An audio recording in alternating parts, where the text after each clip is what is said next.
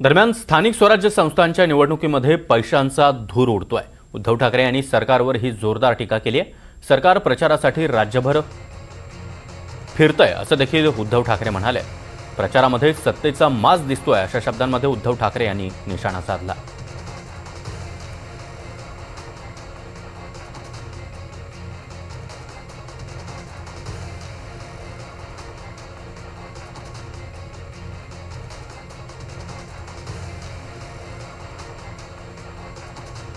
फिरतंय गावागावात किंवा जिथे जिथे निवडणूक आहे तिथे जाऊन मतं मागतंय आणि या प्रचाराच्या दरम्यान कधीही नव्हता तेवढ्या ह्या निवडणुकांमध्ये या खरं स्थानिक पातळीवरच्या निवडणुका आहेत। या निवडणुकांमध्ये पैशाचा धूर निघताना दिसतोय।